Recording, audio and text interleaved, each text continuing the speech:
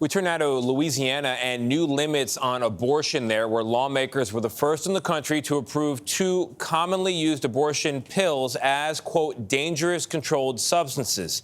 Caitlin Huey-Burns is covering this for us. Caitlin, good morning to you. What does this mean for doctors and patients? Good morning to you, Tony. Well, access to these drugs is already limited in Louisiana. The state has a near total abortion ban in place, and use of these pills requires a prescription under state law.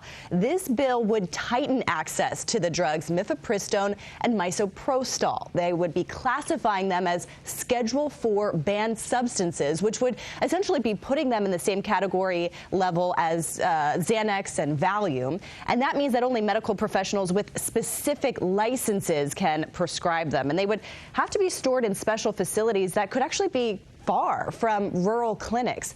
Now, critics argue that it'll make it much more difficult to access these drugs that are often used for other things, like treating miscarriages and inducing labor. More than 200 doctors in this state sent a letter to state lawmakers saying that this bill could worsen medical outcomes in Louisiana. This is a state, remember, that already has one of the nation's highest maternal mortality rates. And Caitlin, people are already arguing over abortion access on the campaign trail. That was happening yesterday. I assume it's going to happen even more now after this. So how is it playing out on the campaign trail?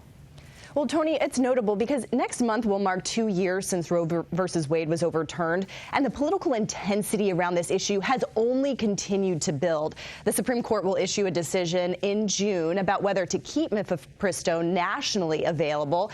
And meanwhile, former President Trump has said that he'll release his own opinion soon on the drug.